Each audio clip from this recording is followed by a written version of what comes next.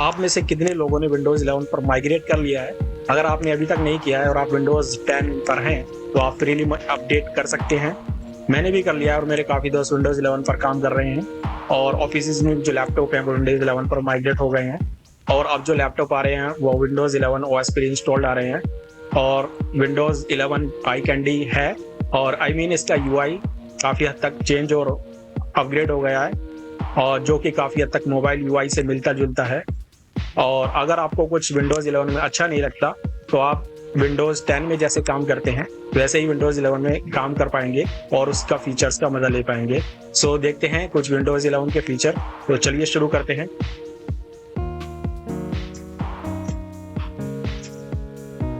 सबसे पहले जो फीचर्स है इसका एनहेंस टास्क बार। सबसे पहले विंडोज 11 में जो हम देखते हैं कि टास्क बार ही चेंज हो गया है। सबसे पहला हमारा जो नजर पड़ती है तो टास्क बार पे पड़ती है। टास्क बार का जो आइकन है इसको वो सेंटर में है या लेफ्ट में है, तो आप उसको मैनेज कर सकते हैं कि आपको सेंटर में रखना है या लेफ्ट में रखना है। तो आप पर्सनलाइजेशन में जाएंगे, टास्क बार में जाएंगे और टास्क बार बिहेवियर में जाएंगे और यहाँ से आप चूज कर सकते हैं कि आपको सेंटर में रखना है कि लेफ्ट साइड में रखना है। तो पर्सनलाइजेशन खोलने के लिए आपको विंडोज +I की दबानी है और आपका पर्सनलाइजेशन सेटिंग ओपन हो जाएगा। इस तरह आप जो है मूव कर सकते हैं। Isn't it awesome? Tell me in the comment section.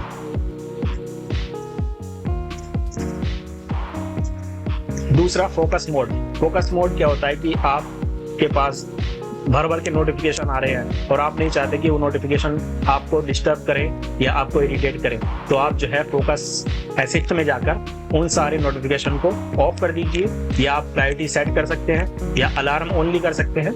इस तरह जो है आप नोटिफिकेशन को मैनेज कर सकते हैं। तो उसकी सेटिंग आप कैसे जाते हैं वो यहाँ पे डिस्प्ले हो रहा है। सिस्टम में जाएंगे, फोकस असिस्ट में जाएंगे और on, priority only, alarm only जो आपको चूज करना है कर दीजिए और आप नोटिफिकेशन से बच जाएंगे।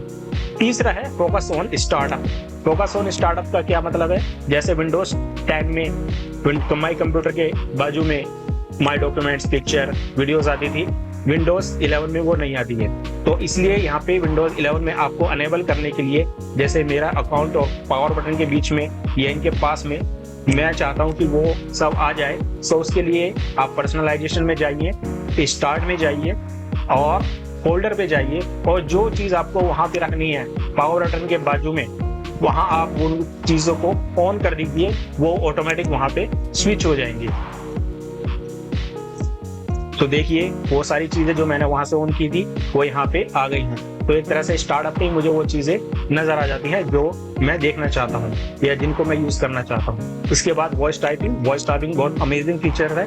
आप नहीं चाहते कि आप जो है कीबोर्ड को टच करें, तो आप वॉइस से ही कंट्रोल कर सकते हैं और वॉइस से ही अपना टाइप कर सकते हैं। तो सबसे पहले आप कोई भी एडिटर खोल लीजिए। मैंने अपना नोटपैड खोल लिया है, विंडोज H दबा दीजिए और वॉइस टाइपिंग शुरू हो जाएगी। इस तरह जो है आप टाइप कर सकते हैं। Isn't it awesome? Tell me in the comment section. And इसके बाद आता है legacy right click. Legacy right click का क्या मतलब है कि आप विंडोज 11 में जो राइट क्लिक को थोड़ा सा अपग्रेड और मॉडिफाई कर दिया गया है।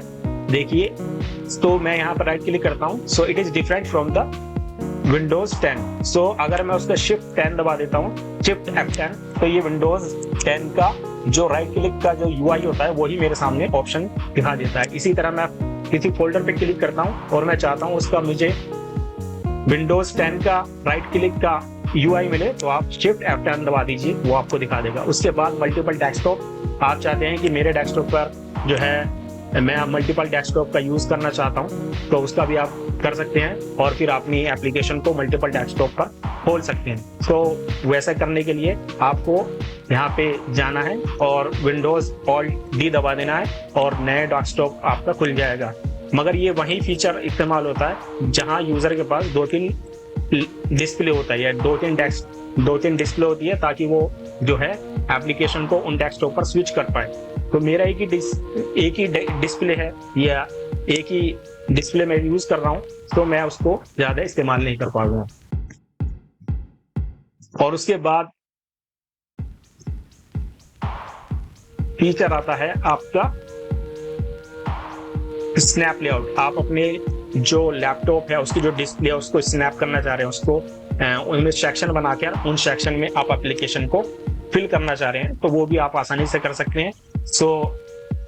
आप माई सिस्टम में जाएंगे और यहाँ पे जो मिनिमाइज का जो क्लिक करेंगे, क्लिक नहीं करना, होवर करना है और उस पर देखिए ये आपको लेआउट दिखा देगा। कोई भी लेआउट हो आप वहां से चूज कर लीजिए और विंडो एरो की से आप उसको right snap left up down करके जो आपने लेआउट चूज किया था वो उसके अकॉर्डिंग आपका यहाँ पे सेट हो जाएगा। उसके बाद शेक टू मिनिमाइज, कोई आप चाहते हैं कि कोई एप्लीकेशन जो है आपका टॉप पर है और आपका फ्रंट पे रहे और बाकी सब एप्लीकेशन मिनिमाइज हो जाए, सो आप वो भी कर सकते हो। सबसे पहले आपको एक सेटिंग इसमें करनी होगी। आप सेटिंग में सिस्टम में जाके मल्टीटास्किंग में जाके टाइटल बार विंडो शेक को ऑन कर दीजिए। उसके बाद जो है आप जैसे डिफरेंट मैंने एप्लीकेशन यहाँ पे खोल लीजिए हैं, इतने सारे एप्लीकेशन। मैं चाहता हूँ सिर्फ क्रोम मेरा ऊपर रहे और बाकी जो एप्लीकेशन है वो मिनिमाइज हो जाए, तो मैं क्रोम पर शेक कर दूंगा और वो सारे जो है मिनिमाइज हो जाएंगे। अगर मैं डबल शेक कर दूंगा तो फिर दोबारा जो है पॉपअप हो जाएंगे। उसके बाद theme and contrast, so theme and contrast of Windows 11 में अमेजिंग है, आप भी ट्राई कर सकते हैं। सो देखते हैं, तो विंडोज पर्सनलाइजेशन में अगेन जाना है और थीम में जाना है और यहाँ पे बहुत सारी डिफॉल्ट थीम दी गई हैं, उनमें से कोई आपको चूज कर लेना है एज पर योर चॉइस। सो मैंने ये चूज कर लिया है। तो देखिए कितना खूबसूरत नज़ारा लगता है, मतलब एक डार्क मोड में हो जाती है और आंखों को बहुत ही कंफर्ट फील होता है। अगर आप रात में काम कर रहे हैं तो डार्क मोड का इस्तेमाल कीजिए, डार्क थीम का, तो आपकी आंखों के लिए सही रहेगा। और उसके बाद में आप जो थीम को कस्टमाइज भी कर सकते हैं कलर, साउंड्स और कर्सर के जरिए। और इसके बाद जो है आपको कंट्रास्ट थीम का भी ऑप्शन मिलता है। सो उसमें आपको 4 कंट्रास्ट थीम प्रोवाइड कर दी जाती है बाय डिफॉल्ट। सो देखिए थीम में दोबारा जाएंगे और स्क्रॉल डाउन करेंगे तो कंट्रास्ट थीम, तो इसमें आपको एक्वेटिक, डेजर्ट, डस्ट और नाइट स्काई की जो कंट्रास्ट थीम 4 है वो आप यूज कर सकते हैं। तो बहुत अच्छा फीचर है थीम विंडोज 11 में। सो इस तरह आप जो है थीम और भी आप स्टोर से थीम डाउनलोड कर सकते हैं। इसके बाद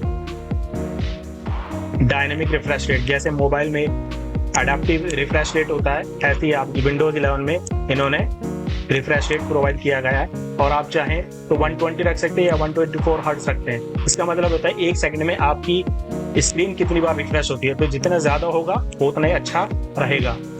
मगर ये ज्यादा पावर यूज करता है तो बैटरी कम हो, बैटरी वो ज्यादा इस्तेमाल होगी। सो मेरे केस में ये बाय डिफॉल्ट है, मैं उसको चेंज नहीं कर पा रहा हूँ क्योंकि मेरा जो डिस्प्ले है वो हाई एंड नहीं है अभी। और उसके बाद ऑटो HDR, सो ऑटो HDR वहाँ यूज होता है जहाँ पे कोई बंदा गेमिंग और वीडियो एडिटिंग का ज़्यादा यूज करता है, तो वहाँ पे आप जाके ऑटो HDR कर सकते हैं। बहुत अच्छी फीचर्स और बहुत कूल फीचर्स हैं और इसमें आपको वीडियो जो चलेगी, डिस्प्ले होगी, बहुत ही स्मूथ चलेगी, तो बहुत ही कूल फीचर है। सो आप जो है, मगर मेरा सिस्टम इसको सिर्फ HDR वीडियो को प्ले कर सकता है, मैं उसमें एडिट नहीं कर सकता क्योंकि ये हाई एंड डिस्प्ले नहीं है। So thanks for watching and you can also consider subscribing my channel, like and comment, and I will see you in the next video. Goodbye.